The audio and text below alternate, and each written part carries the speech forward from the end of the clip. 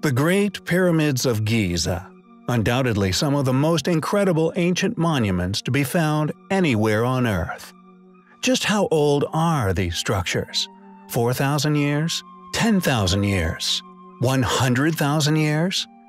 We recently uncovered the astonishing megalithic blocks once exposed upon the east side of Cheops. Blocks which indicate that the entire skeletal structure of the pyramid is actually made with blocks similar to those found at Baalbek. 100-plus ton blocks, revealed at some point within antiquity, most likely done by a jealous ruler in an attempt to destroy and conceal the evidence of this past, more capable civilization's work. Additionally, humans are curious creatures. Not only do we now suspect that destructive phases have befallen the great structure throughout its long life on Earth, but also, like we do today, has also before experienced being marveled at, and conservation efforts in the form of more modern casting stones have been installed. These blocks, initially obstructing our view of the seemingly impossible blocks which make up its inner structure. Is there any proof to support such claims of an enormous age to be found anywhere else on Earth? Peru, a place which contains the same uncannily designed impossible pre-Incan architecture. Within the Supi Valley, some 120 miles north of Lima, is the Pyramid of Caral, now claimed to be the oldest pyramid on Earth, and the clear erosion which it has experienced clearly makes it an obvious candidate for this title of incredible antiquity, once towering into the heavens, now virtually leveled by erosion over many, many millennia. This site has clearly received no later attention by a capable or interested civilization, left to rot with the overgrown mountains of Peru. Yet it possesses such similarities in architecture with ancient Mesopotamia, China, India, and indeed Egypt. Is it now so unforgivable to suspect that all of these structures were actually built by the same civilization, at the same time within history?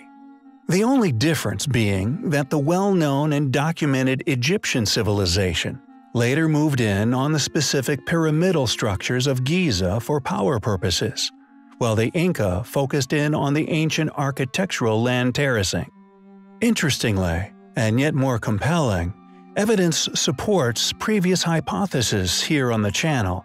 When Paul Kosok discovered Caral in 1948, it received little attention because it appeared to lack any historical artifacts, an unusual absence of any habitational evidence usually sought at archaeological sites. Could this be due to the sheer age of these monuments? That all but the remaining gigantic stones has simply eroded away? Caral is not the only pyramid to be found within Peru. There are many more which share the same evidence of great age. Near the city of Saipan is the largest pyramid concentration in Southern America, known as the Pyramids of Tucumán, or the Valley of the Pyramids. It has no less than 3 pyramid cities, which together have a stunning total of 250 pyramids. Tucumán lies on the southern margin of the valley and is surrounded by fertile agricultural land, thanks to the Tami Canal, which brings water northwards from the Chankay River, a perfect strategic location for a once flourishing civilization. Who were these people? When did they live?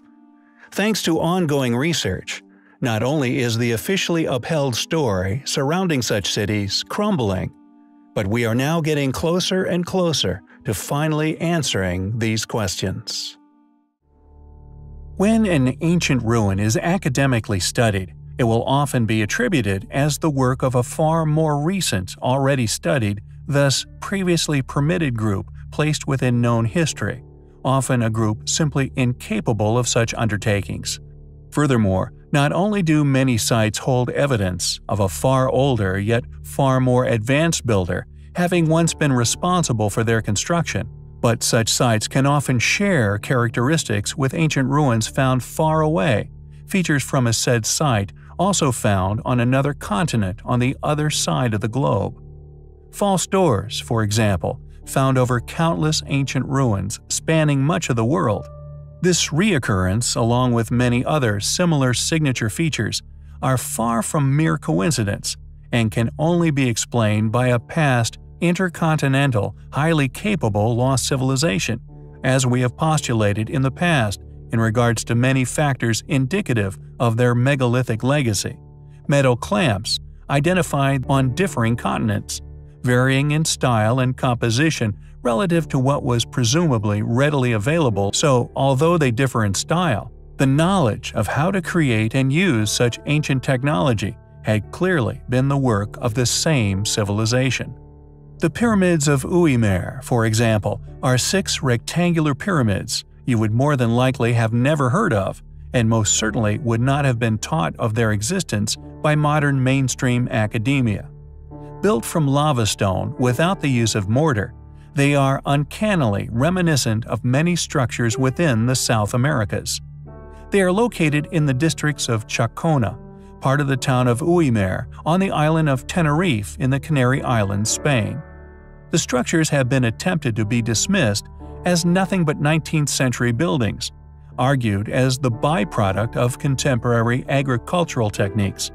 Yet their infamous shape and the signature building techniques incorporated into said structures are undeniably found elsewhere on Earth.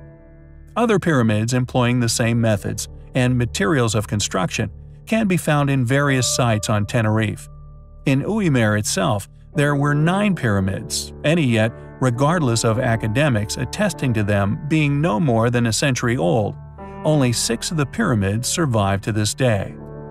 In 1990, adventurer and publisher Thor Heyerdahl became aware of the Canarian pyramids by reading an article written by Francisco Pedron in the Tenerife newspaper Diario de Avisos, detailing the quote, "real pyramids of the Canaries," as Heyerdahl had hypothesized a transatlantic link between Egypt and Central America, which is a subtle way of saying a now lost yet once global superpower who once ruled the waves.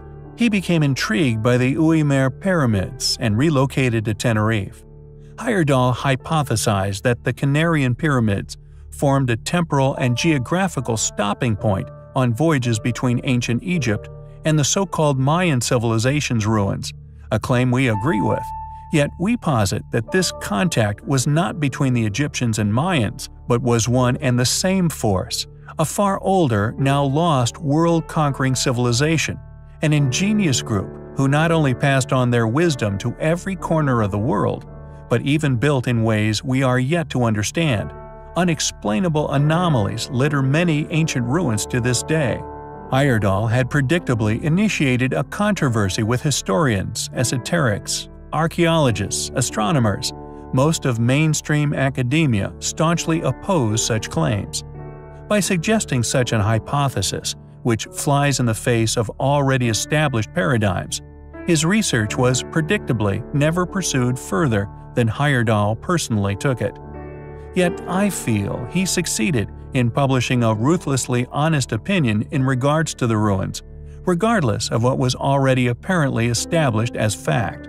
And along with our research within Bosda caves, and the similarities, differentiations, and other investigative strategies utilized to support such an argument of a now lost world-going super-civilization, we feel the evidence for our case is now all but overwhelming.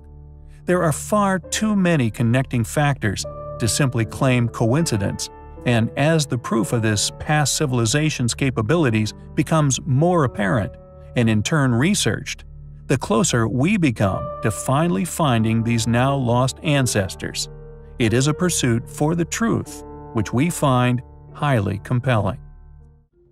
Fort Ransom is a small place within the state of North Dakota, USA, that may hold an enormous, yet quietly held secret. In this small slice of the rural farming lands of the United States lies a place known as Pyramid Hill, a small, modest pyramidal mound, which is very similar in shape and size to the curious pyramidal mound found in other parts of the world, such as Silbury Hill, a chalk pyramid within the UK.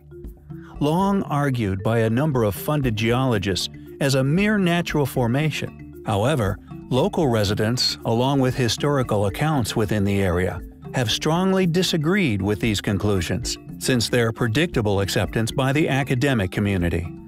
A vast portion of the surrounding population believe, including a number of specialist historians and archaeologists, that Pyramid Hill is in fact that of a man-made pyramid.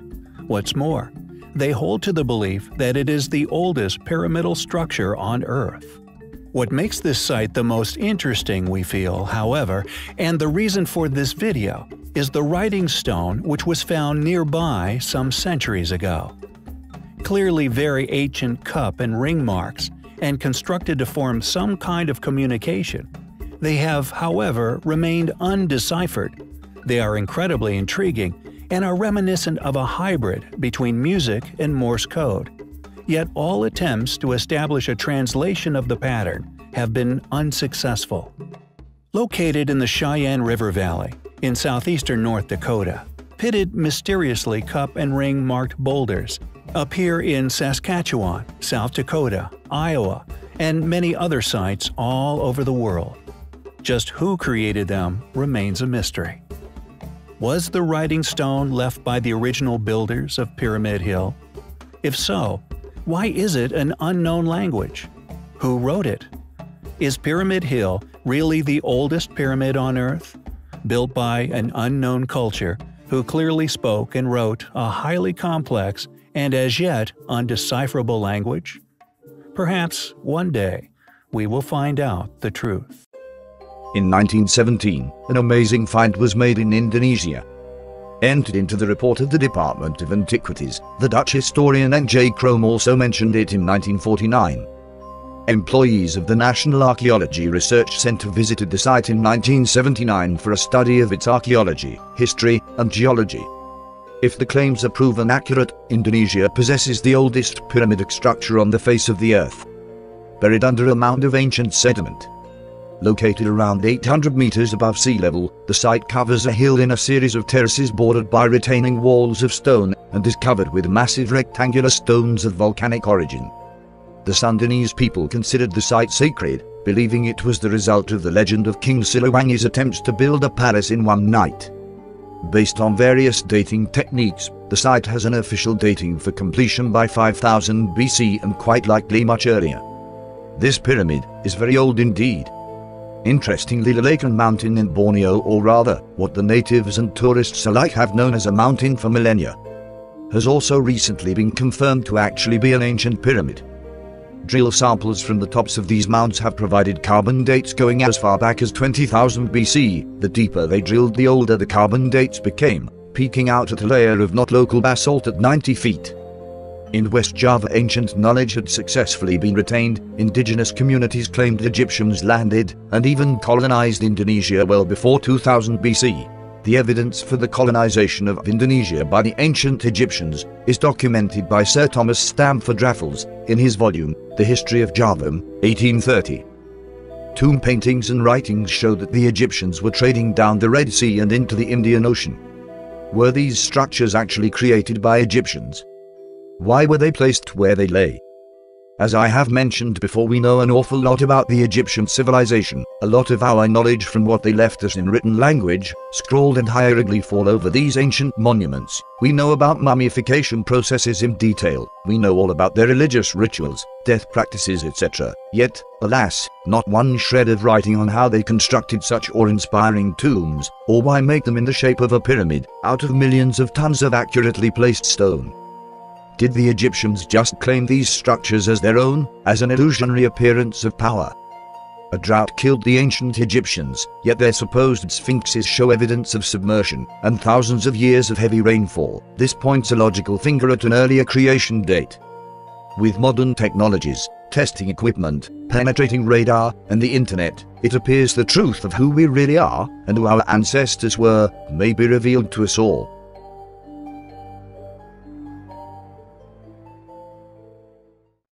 We recently shared the astonishing discovery of a colossal ancient pyramid, Cholula. Not only the largest ancient pyramid believed to have ever been found on Earth, but also the biggest ancient structure ever found, just like that of the Bosnian pyramid, long assumed a mound of peculiar shape. This truly huge structure was buried under often meters of fertile earth. Some claim it was buried to conceal it from invaders, such as David Carballo, an archaeologist at Boston University, who explained to BBC Future, quote, "It was abandoned sometime in the 7th or 8th century CE. The Chiloteca had a newer pyramid temple located nearby, which the Spaniards destroyed." End quote.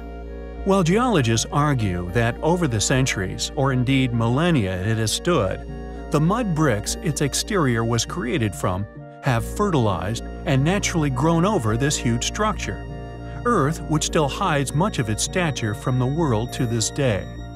Yet this makes the discovery no less of interest. If anything, it makes it all the more intriguing. Why not fully excavate the site? Are there things being hidden there? What was the purpose of such an astonishing building being made? Was it as a tribute to a deity? Or are we looking at an enormous tomb? Like the claims that circle Giza's three great structures year upon year, are their treasures still buried beneath, just waiting to be found? Interestingly, there does indeed exist an underworld labyrinth beneath this great site. An entire town-sized maze of ancient tunnels, littered beneath the site, again a feature akin to Giza.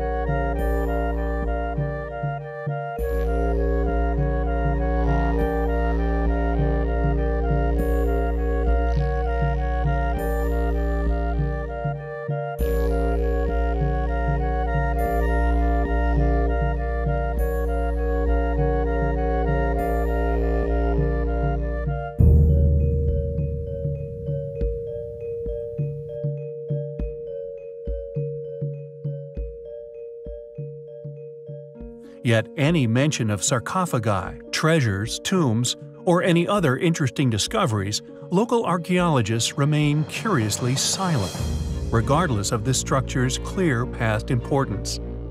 According to Geophys, the adobe brick pyramid stands 55 meters or 180 feet above the surrounding plain, far shorter than the 137 meters or 449 feet of the Great Pyramid Cheops in Giza, but also much wider, measuring 450 by 450 meters or 1,480 by 1,480 feet, versus Cheops at 230 by 230 meters or 750 by 750 feet.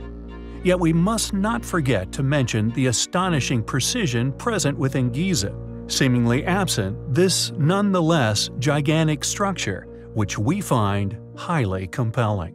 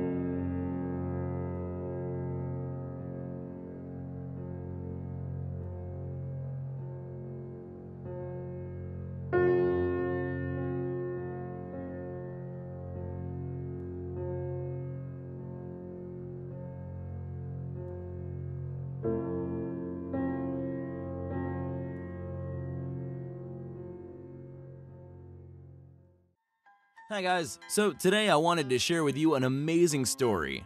It's about a very bright 15-year-old young lad named William Godori. He has found something archaeologists have missed for centuries. The young lad often wondered why Mayan cities were not located near rivers and seemed to be randomly plotted. This is where the boy made a miraculous discovery. He realized that the ancient ruins aligned with star constellations above, and by using Google Earth, he managed to match up 117 ancient Mayan ruins with star constellations, even discovering a set of 3 stars the Mayans clearly held in high regards that we were unaware of previously. I did not understand why the Maya built their cities away from rivers, on marginal lands, and in the mountains, Godori told French-Canadian magazine Journal de Montréal. They had to have another reason. And as they worshipped the stars, the idea came to me to verify my hypothesis. I was really surprised and excited when I realized that the most brilliant stars of the constellations matched the largest Maya cities. By plotting these star locations, William has seemingly discovered the ruins of a very ancient pyramid, accompanied by a city in ruins, untouched by humans for over 1,000 years. As Daniel Delisle from the Canadian Space Agency told Samuel Osborne at The Independent, the satellite images revealed certain linear features on the forest floor that looked anything but natural. There are enough items to suggest it could be a man-made structure, he said. Godori has tentatively named the lost city Kaakchi, meaning firemouth, and will be working with researchers from the Canadian Space Agency to get his discovery published in a peer-reviewed journal. He'll also be presenting his findings at Brazil's International Science Fair in 2017. However, in a strange development, a scientist, supposedly, quote, familiar with this Mexican region where the odd city-like features have been discovered, says at least one of them is an abandoned cornfield. How he knows this is unknown. We visited them, and my grad students know them quite well. Anthropologist Geoffrey E. Braswell from the University of California, San Diego's Mesoamerican Archaeology Laboratory told George Dvorsky at Gizmodo. Whether this is an attempt at concealing the finds from the public is unknown, but it is sure to put a halt to a public disclosure of all of Godori's finds at Brazil's science fair. There are indeed confirmed lost Mayan cities in this region, 2 only being discovered last year. One was a completely new find, while the other was a rediscovery, a confirmation of reports of its existence. With the young man coming up with such a compelling theory, complete with confirmed hypothesis, and ruins being confirmed as dotting the 1,800 square mile region of jungle, you have to wonder how specialists can shrug such positive leads off from such a bright young person without further investigation, whether withheld from public scrutiny or not. As always, thanks for watching, guys. Take care.